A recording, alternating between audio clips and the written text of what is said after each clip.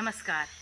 आज हम आपको एक उभरती हुई लेखिका, साहित्यकार, कथाकार और कवित्री से आपको परिचित कराएंगे, जिन्होंने हिंदी और भोजपुरी साहित्य में एक विशिष्ट पहचान बनाई है। इनकी 2 पुस्तकों का लोकार्पण 19 जून 2022 को क्षितिज साहित्यिक और सांस्कृतिक संस्था द्वारा पश्चिम चंपारण के बेतिया शहर के एक छोटे से गांव श्रीनगर में हुआ। इसमें न केवल बेतिया और उसके आसपास के शहरों के प्रबुद्ध साहित्यकारों ने भाग लिया, बल्कि अन्य शहरों यथा जयपुर, भोपाल, दिल्ली और पटना से आए अन्य साहित्यकारों ने भाग लिया। आइए हम इस अनुपम व्यक्तित्व की साहित्यिक यात्रा के अनुभव के बारे में जानकारी प्राप्त करते हैं।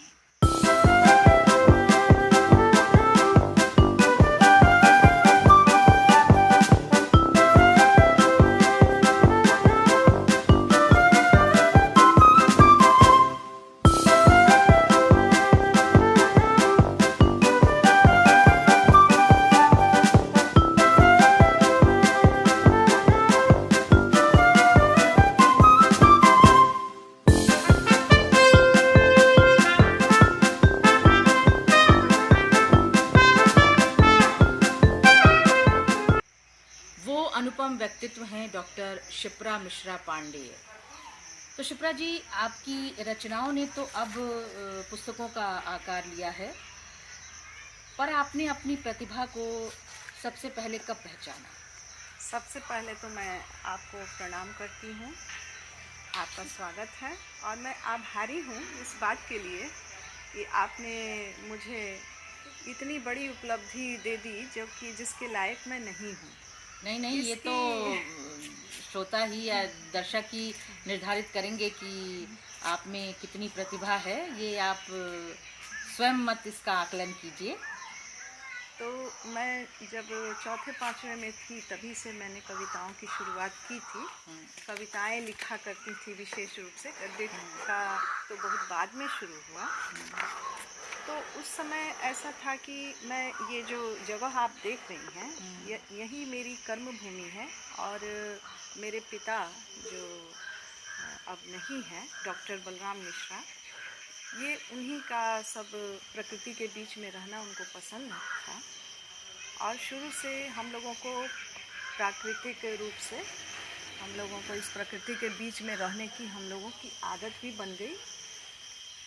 और शुरू में जब वे अपने छात्रों को पढ़ाया करते थे, यहाँ बेतिया में महारानी जानकी महाविद्यालय है जिसके वे हिंदी विभाग के विभागाध्यक्ष भी थे, तो यहाँ अपने छात्रों को पढ़ाया करते थे। वे सारी बातें हम लोगों के कानों में जाती थी और एक ईश्वरीय रुचि सी पैदा हो गई और हम लोगों को लगता था कि हम लोग एक तरह से हम बहुत कृतज्ञ हैं ईश्वर के और अपने माता पिता के। मेरी माँ डॉक्टर सुशीला ओझा यहाँ की महिला कॉलेज की, वे भी हिंदी की विभागाध्यक्ष थी, अब वे सेवा मुक्त हो गई हैं। तो इस मामले में मैं बहुत अपने आप को भाग्यशाली मानती हूँ कि मेरा बचपन, मेरा पालन पोषण ऐसे लोगों के बीच में हुआ, ऐसे लोगों का आना जाना था जिसका प्रभाव, रुचि, ये सब कुछ मेरे व्यक्तित्व में बाल्यकाल से ही शुरू हो गई थी। तो लिखना तो शुरू किया था चौथे पाँचवें क्लास से ही। अब पहले मैं लिखा करती थी तो उस समय इस छोटे से गांव में, जिस गांव का नाम श्री नगर है और इसे बेतिया के महाराजा ने इसे बसाया था, यहाँ बहुत सारी ऐतिहासिक उसकी स्मृतियाँ भी हैं, मंदिर भी हैं और शेष भी हैं। तो ये मेरे लिए एक तरह से वरदान साबित हुआ, लेकिन यह भी था कि यहाँ अशिक्षा इतनी थी कि मेरी बात को समझने वाला, सराहने वाला कोई नहीं था। उस समय लड़कियाँ तो बहुत दूर की बात है, लड़के भी नहीं पढ़ा करते थे और हम लोग कैसे यहाँ से विद्यालय हाथ में चप्पल जूता पकड़ के और कैसे हम लोग बरसात के दिनों में स्कूल कॉलेज की पढ़ाई किए, ये सब, इसका सबसे अधिक श्रेय और एकमात्र श्रेय मेरे पिता को ही जाता। तो वे हम लोगों की शिक्षा जो भी मिली है, जो संस्कार मिला है, वह माता पिता से मिला है। तो जब कविताएं लिखनी शुरू हो गई थी और कुछ रचनाएं मैंने लिखी थी तो पिता को दिखाया था, तो पिता से मुझे बहुत प्रोत्साहन नहीं मिला।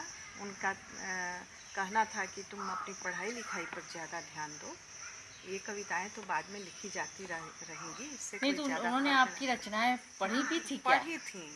पढ़ी थी लेकिन उनका प्रोत्साहन मुझे नहीं मिला। उनका कहना था कि तुम अपनी पढ़ाई पर ज़्यादा ध्यान नहीं, दो। प्रोत्साहन मतलब प्रतिक्रिया हाँ क्या हाँ हुई? पढ़ा उन्होंने नहीं तो उन्हें अच्छी मतलब उन्हें हाँ कोई प्रतिक्रिया ही नहीं दी। नहीं, प्रतिक्रिया 2-3 दिन तक मन में जिज्ञासा थी कि हाँ, पढ़ा है तो कुछ कहा, तो 2-3 दिनों कुछ के तो बाद मैंने हाँ, उनसे पूछा भी कि हम्म, मेरी कविताएं आपने पढ़ा या नहीं। उतनी उस समय माहौल ऐसा था नहीं कि हम लोग बेझिझक अपने माता पिता से बात कर नहीं तो सकते इस थे, बारे में ऐसी बात नहीं आपकी थी। माता जी का क्या विचार था? माता जी को तो पहले हमने नहीं दिखाया था। अच्छा। माता जी का तो पूरा दिन यहाँ के घर के लोगों की देखभाल में और रसोई में ही उनका समय जाता था, क्योंकि एक समय ऐसा था उस समय कि हमारे घर कभी ऐसा नहीं होता था कि 15, 20, 25 लोग नहीं आए, गांव से आते हाँ, थे, साहित्यकारों के यहाँ तो ऐसा होता ही है। पिताजी से पढ़ने आते थे। तो चाहिए। ऐसा था मेरे पिताजी का स्वभाव कि जो आता था, चाहे वह छात्र हो, चाहे उनके सहकर्मी हो, चाहे उनके गांव के सगे संबंधी हो, वे लोग बिना खाना खाए नहीं जाते थे। तो माताजी दिन भर उसी में व्यस्त रहती थी, हम लोगों की देखभाल में व्यस्त रहती थी। तो जब वहाँ से हमको बहुत खुले रूप से प्रोत्साहन नहीं मिला, तो मैंने उन सारी रचनाओं को, जो कि 20-25 हो गई थी, उन सारी रचनाओं को मैंने अपने नाना जी प्रोफेसर रविंद्रनाथ ओझा जी, जो कि यहीं के जो स्थानीय महाविद्यालय था उसमें भी अंग्रेजी के विभागाध्यक्ष थे, उन्होंने मेरी रचनाओं को पढ़ा। उनके सामने भी मैंने साहस करके रखा था और 2-4 दिन के बाद उस पर उन्होंने कुछ प्रतिक्रियाएं, बोले तो नहीं लेकिन उन पर उनकी प्रतिक्रिया अंकित रूप में मिली। उत्तम, सामान्य, अति उत्तम, ऐसे करके उन्होंने अपनी प्रतिक्रिया दी। उसके बाद यह यात्रा, मन में जो लिखने की भावना थी, जो उथल पुथल था, उस समय मेरा छोटा भाई था कुमार अनुभव, वह दिल्ली रहता था, तो मैंने अपनी पहचान छुपाते हुए एक तरह से मैंने शिप्रा स्वर्णिम के नाम से वे रचनाएं कादम्बिनी में भेजी। 5 रचनाएं मैंने भेजी थी और वे रचनाएं, उसमें से उन रचनाओं में से एक रचना चयनित हो गई। ये मुझे लगता है कि 96, 97 की बात रही होगी। तो कादम्बिनी में मेरी एक कविता छपी और उसकी बहुत देश भर से बहुत अच्छी प्रतिक्रिया आई। मेरा मनोबल बढ़ा और उसके बाद एक मेरी कहानी, जो मैंने सबसे पहली कहानी लिखी थी, बाबुल की देहरी, यहाँ वह मेरे बिहार की एक बहुत ही एक उस समय की स्थानीय एक प्रसिद्ध पत्रिका निकलती थी, बूंद बूंद सागर, जिसके संपादक थे डॉक्टर सुरेंद्र केशरी। मुझे जानकारी भी नहीं थी और उन्होंने मेरी रचना को अपने पत्रिका में स्थान दिया। उसकी भी बड़ी अच्छी प्रतिक्रिया मिली। एक समय ऐसा भी था कि उस बाबुल की देहरी पर टेलीफिल्म बनाने के लिए मेरे पास एक व्यक्ति आए थे और उन लोगों ने कहा कि इस पर हम फिल्म बनाना चाहते हैं, टेलीफिल्म, आप अनुमति दीजिए। उस समय मुझे समझ में नहीं आया क्योंकि मुझे बाहर की जानकारी नहीं थी। तो इस तरह की यात्रा और लोगों के द्वारा जो प्रतिक्रिया मिली, तो इससे मेरा मनोबल बहुत बढ़ा और उस मनोबल के चलते धीरे धीरे आदमी थोड़ा साहस करता है। मैं एक शिक्षिका भी रही हूँ हिंदी की, तो वर्षों तक मैंने शिक्षण संस्थान में, आलोक भारती शिक्षण संस्थान में मैंने वर्षों सेवा दी है। 19-20 साल तक मैं उसमें रही थी। इसके पहले लेकिन ये जो किसी को पता लगा कि नहीं कि शिप्रा स्वर्णिम जो है वो आप ही हैं? बहुत बाद में जब मुझे लगा कि नहीं, शिप्रा स्वर्णिम गलत नहीं कर रही है, इसकी भी कविताओं को लोग सराहते हैं, पढ़ते हैं, प्रतिक्रियाएं देते हैं, अच्छी प्रतिक्रियाएं देते हैं, तब मैंने शिप्रा स्वर्णिम का नाम मैंने डॉक्टर शिप्रा मिश्रा से या फिर उसको शादी के बाद डॉक्टर शिप्रा मिश्रा पांडे हो गया। तो ये यात्रा जो थी बहुत, और ससुराल का वातावरण ऐसा था कि वहाँ हिंदी की कोई बहुत अधिक जानकारी नहीं थी। मेरे ससुर जो हैं आदरणीय ससुर जी मेरे वैदेही शरण पांडे जी, उनके समय में अंग्रेजी के अखबार आया करते थे। उनके पास जो पुस्तकें थीं वे सब अंग्रेजी की ही थीं। तो बहुत अंग्रेजी मेरा विषय रहा है, लेकिन रुचि मेरी हिंदी के प्रति रही। मेरा विषय ग्रेजुएशन तक, मेरा स्नातक तक मेरा विषय अंग्रेजी और अर्थशास्त्र और हिंदी तीनों रही थी। लेकिन बाद में मैंने हिंदी में ही अपने आप को आसान समझा उसमें आगे बढ़ना, और धीरे धीरे वह यात्रा इतनी लंबी होती गई। उसके बाद यहाँ के जो मेरे शुभचिंतक थे, मेरे भाई बहनों ने, मेरी बहन है शुभ्रा और अनुपम, अनुभव, इन लोगों ने मुझे बहुत प्रेरित किया कि अब इसका संकलन निकालें। नहीं, अपने पिताजी को अपनी रचनाएं कब दिखाई, मतलब प्रकाशित रचनाएं के बारे में कब बताया? एक मेरी शोध पुस्तक जो मैंने शोध किया था और मेरा विषय था ये जो छायावादी रचनाकारों का विशेषण वैभव, इस पर मैंने शोध किया था। लेकिन यह मेरा शोध विषय था, इसमें मेरी कविताएं या कहानियां नहीं थी। तो बाद में मैंने उन जो बिखरे हुए पन्ने थे, उन बिखरे हुए पन्ने को मैंने एक डायरी में उनको क्रम अनुसार मैंने उन सारी कविताओं को सहेजा, और वह उन कविताओं को मैंने समर्पित किया था अपनी दादी को, क्योंकि दादी के मेरा अक्षर आरंभ जो होता है बच्चों का, वह मेरी दादी के द्वारा हमने क ख ग घ सीखा था। दादी ने ही मुझे सिखाया था। और मेरे जो स्मृति शेष मेरे दादाजी थे, पंडित देवता मिश्र, उनको तो मेरे पिता ने ही नहीं देखा था। तो पिता तो 6 महीने के थे तभी उनका देहांत हो गया। तो मैंने उसे समर्पित करते हुए अपनी डायरी में उस पर ऊपर मैंने अंकित किया था स्मृति शेष अपनी दादी और जो दादाजी थे। यह कवि जो डायरी के रूप में मैंने इसे समर्पित किया था पिताजी को, और दिखाया था कि ये मेरी रचनाएं हैं। उस पर उन्होंने बड़ी अच्छी प्रतिक्रिया, वे अपने बच्चों के सामने उसकी प्रशंसा करने से वे कतराते थे, लेकिन माताजी से उन्होंने कहा था कि अच्छा लिखी है, अच्छा कर रही है। कहीं कहीं जो सम्मेलन होते थे, जो गोष्ठियाँ होती थी, उसमें मैं जाती थी और बोलती थी, जिसमें वे अध्यक्ष रहते थे या कभी कभी मुख्य अतिथि रहते थे। तो उनके सामने प्रस्तुत करना अपने आप को बहुत झिझक वाली बात होती थी। अपने आप को प्रमाणित करना, दुनिया के सामने आदमी प्रमाणित कर सकता है, लेकिन अपने लोगों के बीच प्रमाणित करना ये बहुत बड़ी बात थी। तो उस समय उनके कई आयोजन जो होते थे, साहित्यिक आयोजन, जो गोष्ठियाँ, उसमें हम लोगों ने उनके सामने भी सुनाया है। जैसे प्रभात खबर के तरफ से था, फादर्स डे पर था। तो ये सारी चीज़ें हमने उनको दिखाया था, और उन्होंने माताजी से कहा था कि बहुत अच्छा लिख रही है, बहुत अच्छा बोल रही है। और आपके नाना जी ने कब आपकी कविताओं की प्रशंसा की, मतलब खुलकर? उन्होंने तो पहले तो अंकित कर दिया कि अति उत्तम उत्तम। हाँ।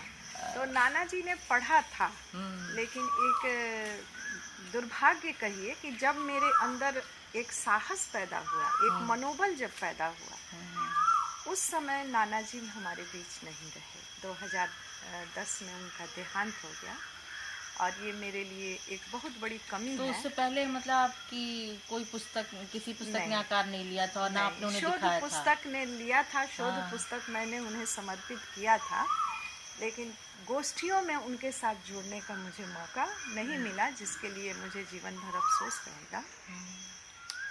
तो उनके बाद जो मेरा साहस धीरे धीरे बढ़ा कि हाँ, इसको संकलित करना चाहिए, इसे पुस्तक रूप में देना चाहिए। तो भाई बहनों का तो सुझाव था, लेकिन मुझे उसके लिए समय नहीं था। और पारिवारिक एक महिला की आप जान सकती हैं कि घरेलू जिम्मेदारी। फिर मैं आलोक भारती शिक्षण संस्थान में भी थी, बेंगलोर में भी मैंने पढ़ाया था 2-3 साल। तो इस तरह जो घरेलू और जो विद्यालय का माहौल था उसको संतुलित करने में मैंने अपने आप को बहुत पीछे छोड़ दिया कि बच्चों का भी ध्यान रखना, हाँ, उनकी पढ़ाई लिखाई हाँ, तो वो ना हो, मैं प्रभावित भूल ना गई हो। कि शिप्रा स्वर्णिम भी कोई थी। हम्म, हाँ, ऐसा अक्सर होता था कि जो रचनाएं मैं लिखती थी, दिन भर लिखने का मुझे अवकाश नहीं मिला था। मैंने उसका शीर्षक भी दिया है कि अर्धरात्रि का निशब्द रात। निःशब्द रात। दिन भर मुझे उसके लिए समय नहीं मिलता था। मैं अपनी घरेलू और विद्यालय संबंधी ज़रूरतों को मैं पूरा करती रही और मुझे उसके अपने बारे में सोचने का समय मुझे नहीं मिला। तो अर्धरात्रि को मैं इसे क्या कहूँ, शायद साहित्यकारों के साथ ऐसा होता होगा या कुछ मन की जो बेचैनी है। तो अक्सर सोते समय जब सारे काम पूरे हो गए हैं, सारे लोग अपने अपने जगह पर विश्राम कर रहे हैं, मुझे वो समय मेरा अपना जो 2-4 घंटे मिलते थे अर्धरात्रि को, जब मेरे पास कोई जिम्मेदारी और जवाबदेही का उस समय कोई अवसर नहीं होता था, उस समय मैं 2-4 पंक्तियाँ या कविताएं या कहानियाँ लिखा करती थी। अगर मैं नहीं लिखती थी तो मैं सो नहीं पाती थी। और जिस गांव में मैं रहती हूँ वह बहुत ही शहर से दूर था और यहाँ बिजली बत्ती की भी व्यवस्था नहीं थी। उस समय हम लोग लालटेन पर पढ़े हैं, लैंप पर पढ़े हैं, ढिबरी पर हम लोग पढ़ाई किए हैं। आज के बच्चे पूछते हैं ढिबरी क्या होता है, लैंप लालटेन क्या होता है, तो उस पर हम लोग पढ़ाई किए हैं। और उस समय नहीं होता था तो हम लोग रात को, अब सब सो गए हैं, घर में अंधकार है, और उस समय हमें इसको लिखने के लिए टॉर्च जलाकर लिखते थे और लिख देते थे तो चैन से सो जाते थे। अगर नहीं लिखते थे तो वो रात मुझे सोने नहीं देती थी जो नहीं, दिमाग और में सो आता जाती था। तो फिर आकार कैसे लेती रचनाएं? शायद वह हाँ, बिल्कुल। ईश्वर की हाँ, नहीं। ईश्वर का कोई संकेत क्योंकि हो सकता होगा। है कि सुबह विस्मृत भी हो जाती हाँ हो। हाँ, ये तो होता था क्योंकि कि अगर आप दिमाग में दिन भर उमड़ता घुमड़ता था और जब लिखने बैठती थी तो वो दिमाग से निकल जाता था। तो ऐसी घटनाएं कई बार हुई हैं। और जो शेष समय था अर्धरात्रि का, जहाँ मेरे पास अन्य जिम्मेदारी के लिए कोई एक होता है ना कि मैं दिन भर अपने स्कूल की जवाबदेही में हूँ, घर की जवाबदेही में हूँ, उस समय मेरी सारी जिम्मेदारियाँ समाप्त हो जाती थी। तो जो वो अर्धरात्रि का समय बचता था, उस समय ये कहानी, ये जो आपके सामने दिख रही है, वह उसी समय उसका आकार मिला था। एक दूसरी भी जो कहानी, वो तक कविता संकलन थी और ये मेरा कहानी संकलन है। इसमें भी ऐसे लोगों, ये कोई काल्पनिक कहानी नहीं है, ऐसे लोग जिनके जीवन से प्रभावित रही, मैं उनके लिए कुछ कर नहीं पाई, उन लोगों के लिए मैं, जो आज के लोग कहते हैं कि लड़ाइयाँ युद्ध में लड़ी जाती हैं, युद्ध क्षेत्र में लड़ी जाती हैं, लेकिन लड़ाइयाँ घरों में भी लड़ी जाती हैं। बहुत सारी ऐसी वीरांगनाएं हैं जिनको मैंने अपने जीवन में देखा है। अगर वे लड़ाई अपने घर के अंदर, अपने आत्मबल की लड़ाई, अपने साहस की लड़ाई अगर नहीं लड़ी होती तो शायद ये कहानियाँ नहीं छपी होती। तो ये कविताएं और कहानियों का लेखन क्या एक साथ चला कि एक साथ चला? एक साथ चला, क्योंकि कभी आपकी कहानी तो कभी कविताएं। एक कहानी प्रकाशित हुई आपकी उसमें बाबुल की देहरी। हाँ, बाबुल की देहरी, हाँ, और हाँ। कविता कादम्बरी में।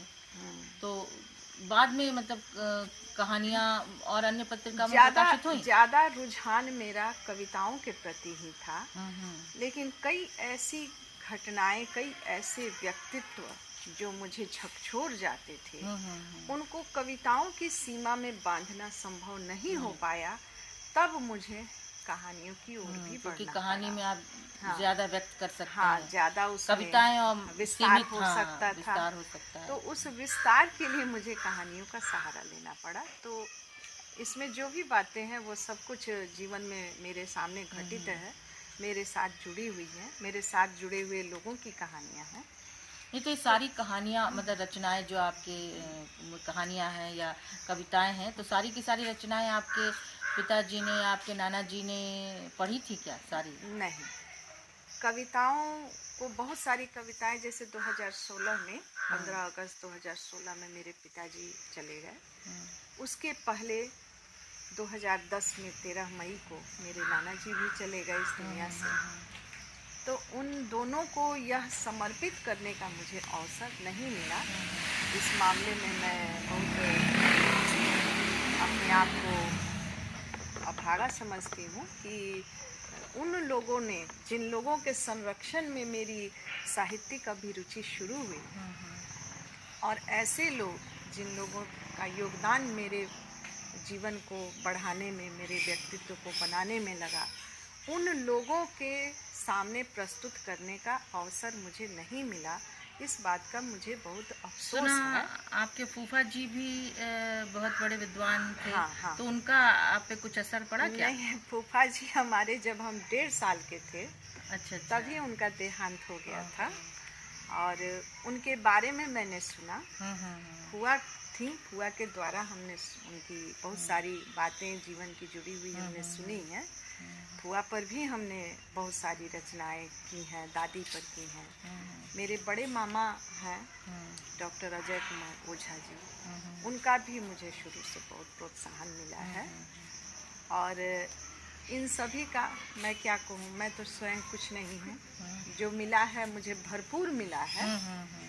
हाँ, जिन लोगों के साथ मैंने जीवन शुरू किया था और जिन लोगों को देखकर मेरे अंदर साहित्यिक अभिरुचि आई थी, उन लोगों को मैंने समय के अनुसार उसे खो दिया है। लेकिन फिर भी अभी भी जो है, जो सबका प्रेम है, दुलार है, मैं बड़ी खुश हुई कि मेरे एक बुलाने पर उसे मेरे लोकार्पण कार्यक्रम में, जो 19 जून को हुई, मैं बड़ी अभिभूत हुई कि मेरे कहने पर उस प्रांगण में लगभग 100 तो जरूर होंगे।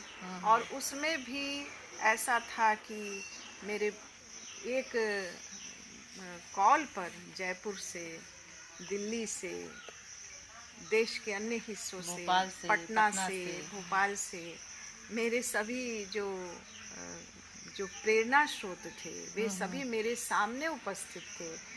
बहुत सारे लोग आए, मुझे बहुत अच्छा लगा। मेरी इच्छा थी कि जैसे कि प्रकाशक ने बताया था कि इसका आजकल विमोचन जो है ऑनलाइन भी हो जाता है, आप इतना क्यों परेशान हैं इसके लिए। लेकिन मेरी इच्छा थी कि मैं उसी धरती पर करूं अपना लोकार्पण जहां से मेरी शुरू हुई थी, जिस बिंदु से मेरी रेखा की शुरुआत हुई थी। और अंततः सबका आशीर्वाद, सबकी कृपा, ईश्वरीय कृपा भी मिली कि मैं आज उसी धरती पर, जहाँ जो मेरे पिता की भूमि है, जहाँ हम लोगों का संस्कार मिला हुआ है, जो मेरी मातृभूमि है, जो मेरी कर्म भूमि है, इसी भूमि पर इस मेरी दोनों संकलनों का लोकार्पण हुआ।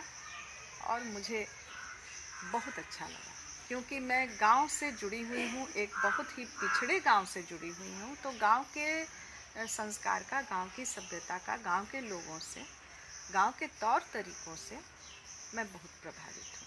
तो मेरी इच्छा थी कि यह मेरे गांव से ही हो, क्योंकि इसे मैं दूसरे जगहों से भी करवा सकती थी। चलिए, आपकी इच्छा तो पूरी हुई और आपकी रचना धर्मिता अनवरत ऐसी चलती रहे, ऐसी शुभकामनाएं हमारी। और आप ऐसे ही लिखती रहें, बढ़ती रहें और आपकी और पुस्तकें भी प्रकाशित हों। आपका बहुत बहुत धन्यवाद। धन्यवाद।